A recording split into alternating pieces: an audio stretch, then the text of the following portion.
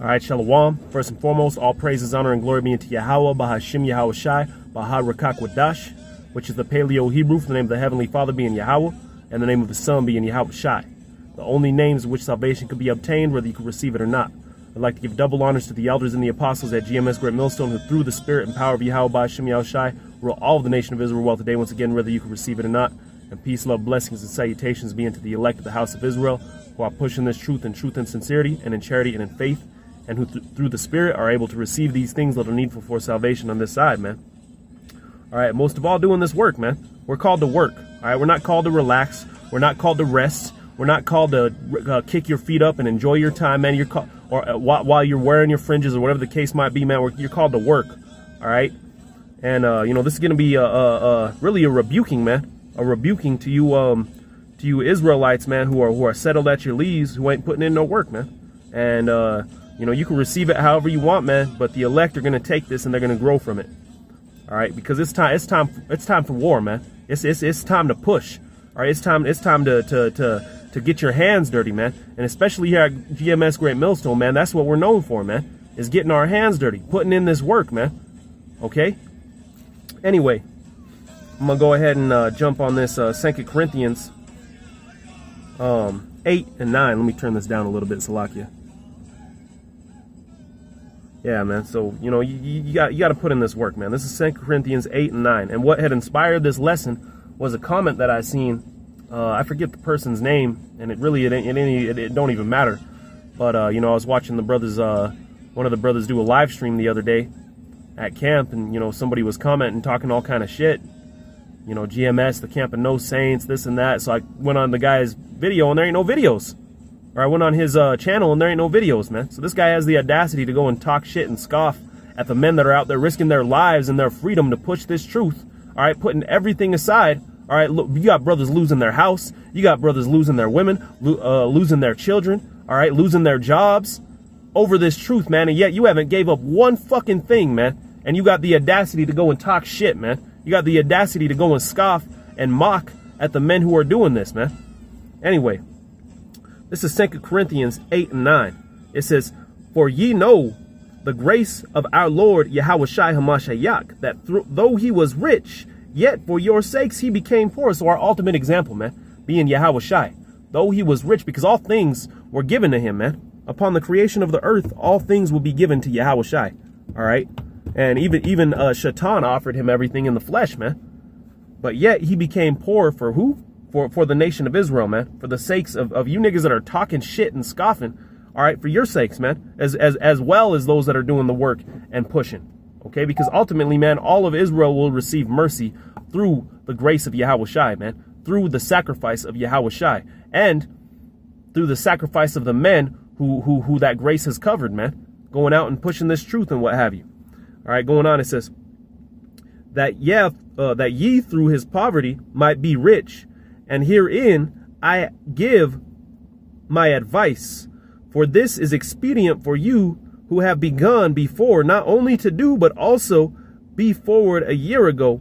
Now therefore perform the doing of it. Perform the doing of it, right? Perform the doing of it, man.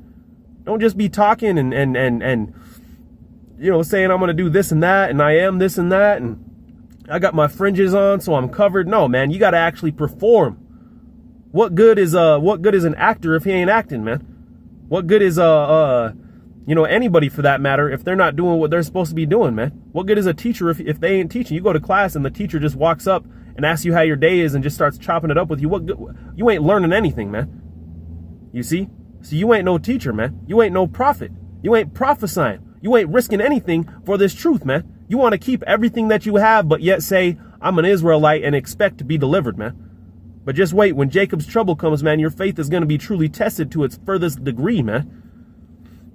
Going on, it says, now therefore perform the will of doing it, or perform the doing of it, that as there was a readiness to will, so there may be a performance also out of that which you have, right? Out of that which you have, man. Every brother, you might be busy, you might have this going on, you might have a traveling job, but out of that which you have, you still should be able to be pushing, man. And if you don't, then get the hell out the way, man. because you're called to work in this thing. All right, going on. You got the brother Zachariah, right? And he's handicapped in a wheelchair, crippled from the neck down, and this brother still goes out and teaches people, man, within what he's capable of doing. So what is your fucking excuse, man? And Salakia for all the vulgar language, man, but it's aggravating, man, to see all you Israelites who are claiming to be Israel, all right, making shirts and making bandanas and jewelry, but yet you ain't done anything but made that jewelry. You ain't done anything but made that shirt. You ain't done anything but wore some fringes, and you got your chest puffed out because you got them fringes on and that jewelry and what have you, man. You don't got nothing to be proud about, man. If anything, you should be shamed. Going on, verse 12, it says, "For if there be first a willing mind, it is accepted according to that which a man hath, and not according to that which he hath not." Right, not according to that which you have not. Talk is cheap, man. But at the end of the day, your works are going to be required at your hand. And what are you going to say then? All right. Oh, well, this what I have not is what I was thinking about doing. What, it don't matter, man. You don't have it.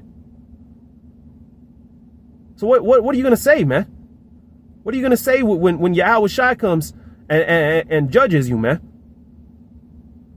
Oh, well, GMS was saying this and that. GMS, this guy made me feel bad because he said, well, it don't matter, man. You should have been working. He's requiring your work at your hand, just like if a kid gets in trouble, he starts pointing the finger at everybody else. I'm not asking what those kids was doing. I'm asking what you were doing because you're my son. You see? Going on, verse 13. "For I mean not that other men be eased and you burdened." Right. Not that other men be eased. All these guys kicking their feet up, relaxing, sipping on a margarita and letting you work and just soaking in the knowledge that you're pushing out and just calling it good. No, man, you need to regurgitate that knowledge. Yes, you're going to be at a point where you come into this thing where you're repenting, you're coming into it, you're learning, but it's going to get to a point where now you need to put up the work, man. You see? Going on, it says, verse 14, "But by an equality, that now at this time your abundance may be a supply for their want." Now at this time that our abundance going out there teaching might be a supply for your want, and that their abundance also may be a supply for your want, that there may be equality. So you got to get to the point where you got to be teaching, man. You see, making this thing an equality. All right. It says, so everybody got to be working, man. If you ain't working, then you ain't an Israelite. All right. Verse 15, it says, "As it is written," and you know, this is going for you men out there, man. That's your job as an Israelite man, is to be pushing this truth, man. If you're a woman, then you follow after your husband and do whatsoever he tells you, man. All right, be a good woman. You see, these women are fighting for all these, wanting to, you want to be the man. You want to be the man. You have a beautiful place within the house of following your man, raising your children. You want to teach somebody, teach your children, man. Okay, raising your children and keeping that household you know, up to date and looking good, or whatever the case might be. All right, and being there for your man. You know, but anyway, going on, verse 14, it says, Salakia, where was that? Verse 15. "As it is written, he that hath gathered much hath nothing over, and he that hath gathered little had no lack." Come on. Let me go ahead and jump now to, this is 2 Thessalonians 3 and 6. "And now we command you, brethren, in the name of Yahweh, in the name of the Master Yahweh Shai HaMashiach, that ye withdraw yourselves from every brother that walketh disorderly, and not after the tradition which he received of us." All right, now let's see what the example is of that disorderly conduct that he's referring to, man. Verse 7, it says, "For yourselves know how ye ought to follow us, for we behaved not ourselves disorderly among you." Right. So they're leading by example, man, showing you how to be. Just like we were saying at camp, man, the other day, or this last week, Elder Apostle Tahar pushed out something like 26 videos, man. And yet all that's being required if you're in GMS is 3 videos a week, man. All this stuff that we got to deal with. I'm at work right now, man. All this stuff we got to deal with, putting in 40 hours a week for Esau. You can't put in a fraction of that for Yahweh, man. What's going to happen when Yahweh Shai comes back? Your Edomite boss is going to get up and save you? See, in order to achieve anything in this world, man, you got to give yourself wholly over into it, man. All right, you want to be the best basketball player, you got to give yourself to that, man. All your free time. All right, you got to sacrifice all your time, everything, man. And then what's the outcome? Now you're a basketball player. Now you're making the big bucks. Now you got your household, you got your family, whatever the case might be. You see, so we got to give ourselves wholly over into this thing, man. And what's the outcome of that going to be? The kingdom of heaven, man. All right, being crowned by Yahweh Shai himself, man. Could you imagine that?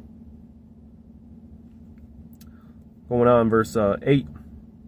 It says, neither did we eat any man's bread for naught, but wrought with labor and travail. You see, labor and travail, night and day. So night and day were they bringing this forth with labor and travail.